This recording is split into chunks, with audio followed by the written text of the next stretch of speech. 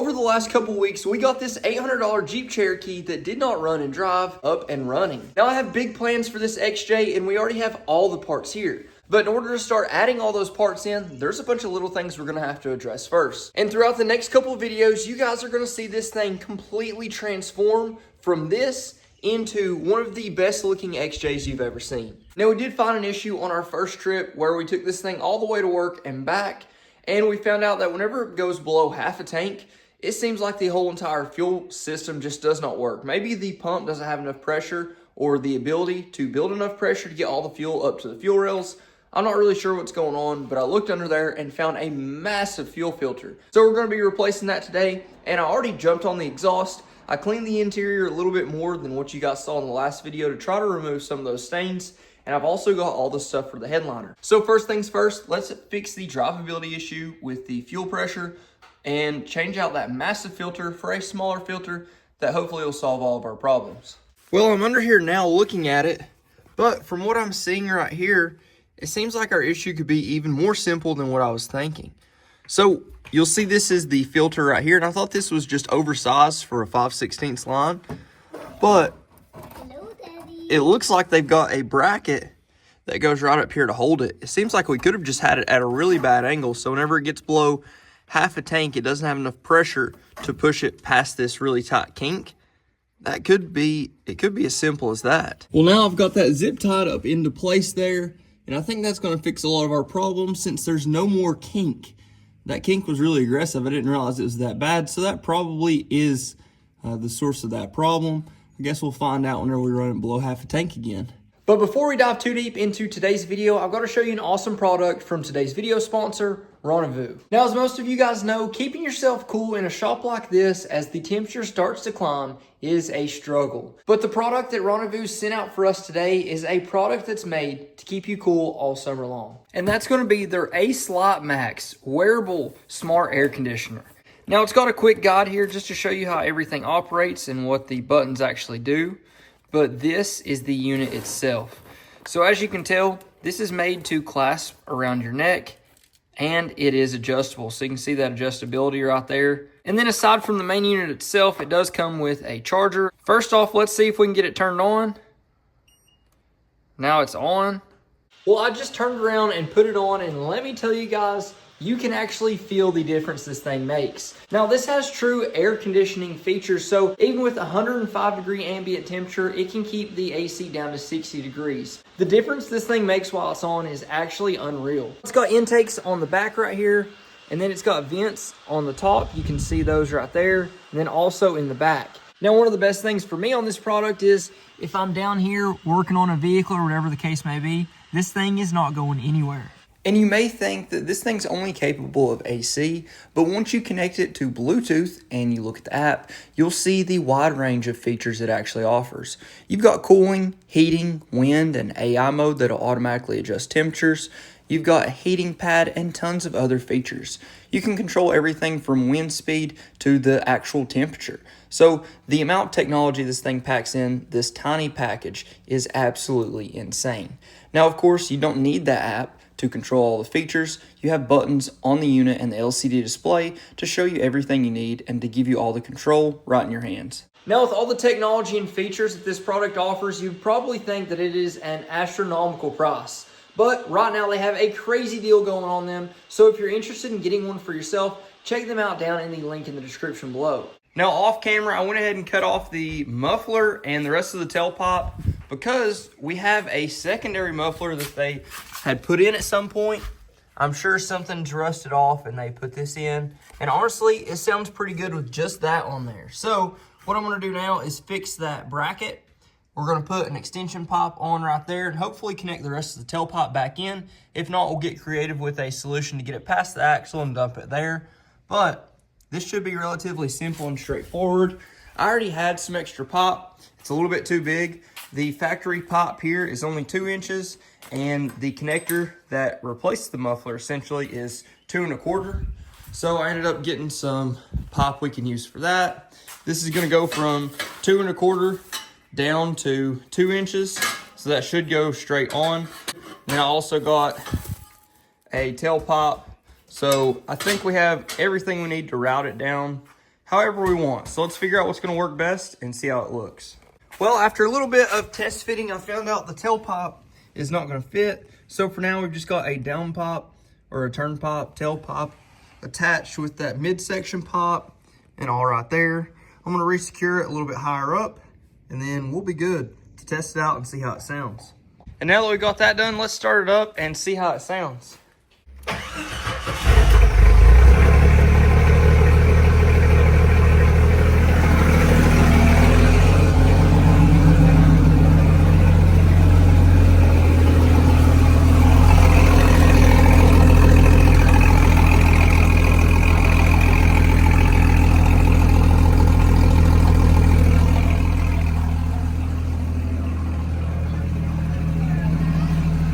Yeah.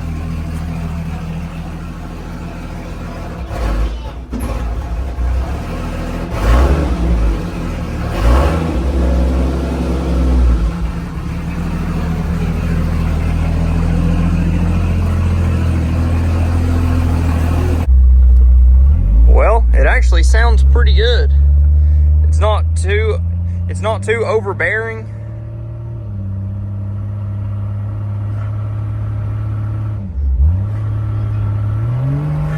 The drone isn't too bad. It feels pretty good. Now that all that is working, we've got a headliner kit to finally throw a headliner in this. This is basically $50 of headliner material and I don't know, $20 or $30 worth of that adhesive. So this is going to be an annoying process to do, but we're going to strip down a few of the things that do have some bolts in them, take those out, cut it down to size, throw it in, put some adhesive in there, and hopefully we will be good to go. Well, we got the headliner out. It's relatively straightforward. It's not as easy as you'd like it to be, but it is super straightforward.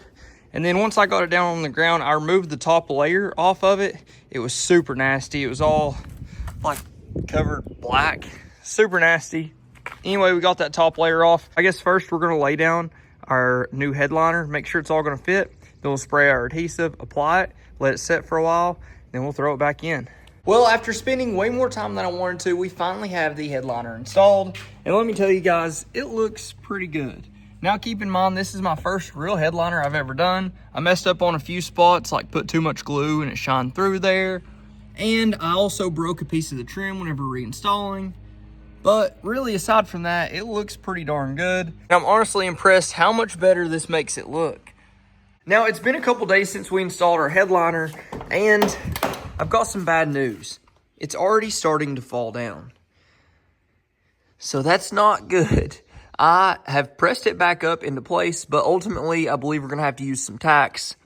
For my first time doing a headliner, apparently we didn't do that good of a job.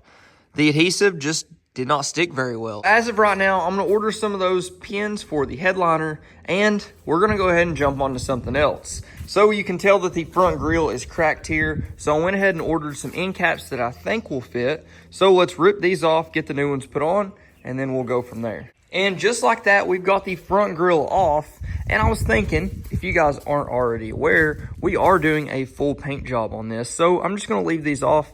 And since I had them off, I went ahead and decided to order new lights. So aside from the headlights, we're getting new tail lights, getting new turn signal lights, and side marker lights. Like I said, I'm gonna leave this off for now. That way, it's just a little bit easier to paint.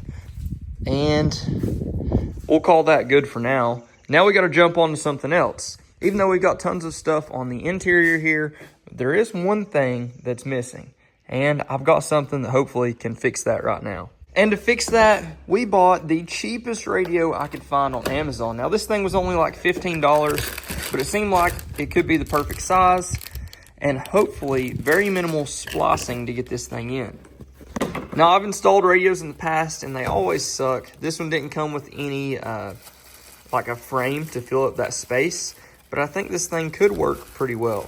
So this is exactly what it looks like, and it feels even lighter than you'd expect, but let's see if we can get this thing wired in.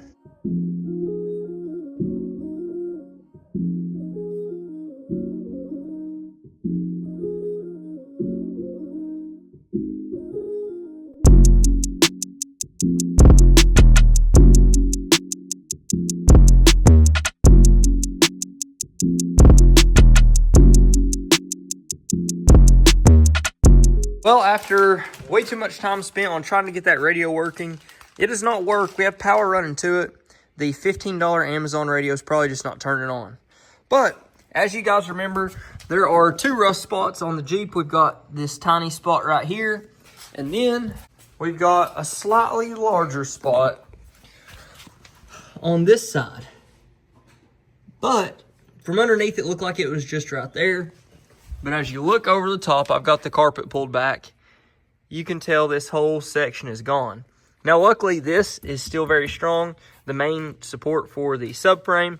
But this whole floor pan right here really should be replaced, but I'm definitely not going to replace the whole thing. So I've got some patches that will fit perfectly right here that we can put down, and that will make a pretty big difference. And then we'll patch just a couple spots there where it's really bad. The worst part about this over there is it's eaten so bad there's not really much to weld to. So I might figure out something creative for right there, but this main section right here definitely needs to get covered up. So we'll go ahead and do that now.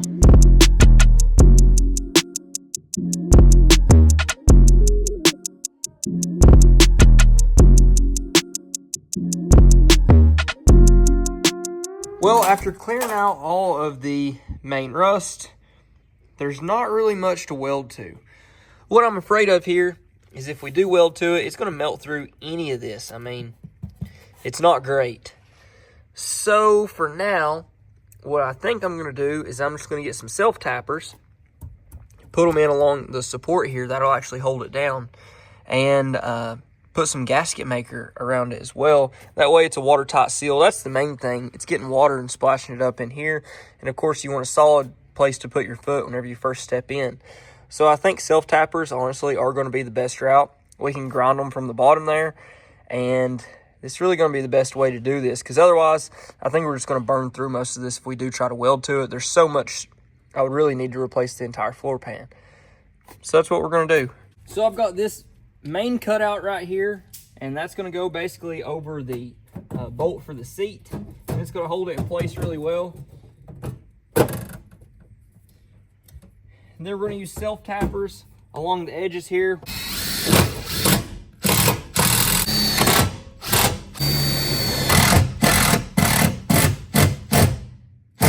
Oh yeah, now that is in there. And just like that, now we have all that in. And honestly, it looks pretty good. And to beat that, I went a step above there and sealed all of it with some official sealer. Honestly, that's going to do pretty good. Now for this, I'm not going to be able to bolt or screw anything into that where it's all rust around it. So what I'm going to do is get a couple pieces of rubber and put them there and then seal it around there. That way we don't have any more water getting inside. We want to make sure we put it in the right spot the first time.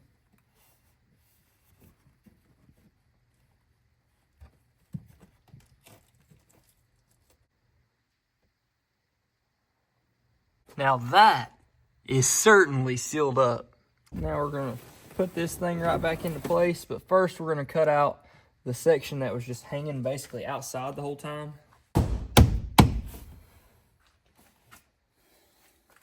Now that we've got that side done, I'm going to go ahead and put the seat back in, and then we're going to jump onto the driver's seat. And the patch is so small on it, I'm going to use the rubber mat technique on it as well. It's going to be perfectly fine. Guys, the main thing I'm trying to do here is keep all the moisture out. That's the main goal for this. It doesn't need it for structural integrity or anything like that. The spot that is bad on this is probably this big. I'll show it to you. And there's no issues of anything there. The main reason I want to put that metal in there on the other piece is it was definitely not structural, but I'd hate for a passenger to get in, put their feet down on the carpet, and it goes straight through, because that was about ready to happen. But regardless, we'll jump on that now, and then hopefully we'll have time to finish something else up.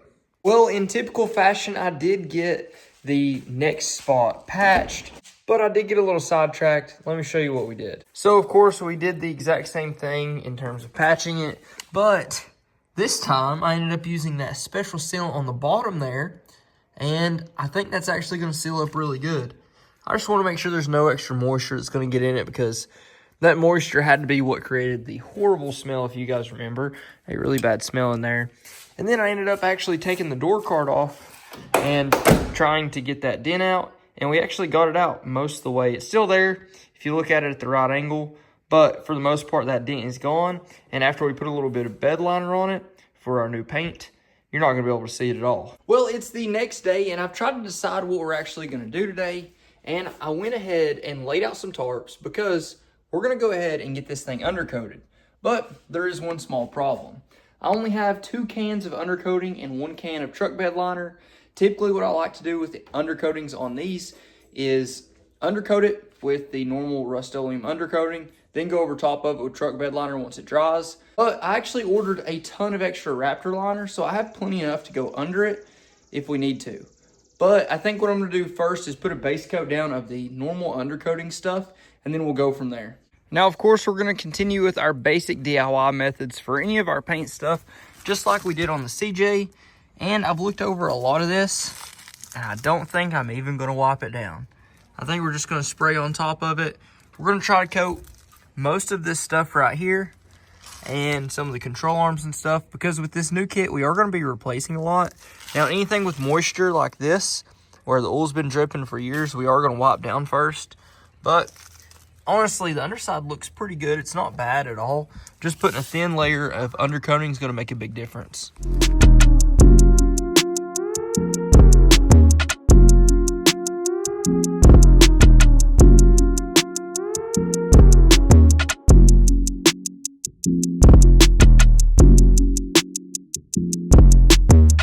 And just like that, after a little bit of spraying, this thing looks brand new. Well, kind of. It looks a whole lot better. I ended up going back over it with some bed liner as well. That's why you can see that texture there. But I really like the way that it turned out all the way around. Now you'll see I oversprayed on quite a bit of things like the control arms and stuff like that, because I think we're going to be replacing the control arm. And now that everything is dialed in underneath the Jeep, that means we can go ahead and add whatever accessories, like a lift kit, bumpers, and stuff like that, that we need to. I also did go around these, took all the wheels, tires off, got the hubs, resprayed the calipers. So I think this is really going to make a big difference once it's all put together. So now that we've got that done, it means one of 2 things is going to happen next. Either we are going to be fully painting the exterior of the Jeep, or we're going to be installing the new lift kit and all the armor. But to say we got a lot done this week is an understatement. So that is going to be a wrap for today's video. If you guys haven't already, please like, comment, subscribe. Let me know what you think. Let me know what you want to see next. But until then, Godspeed.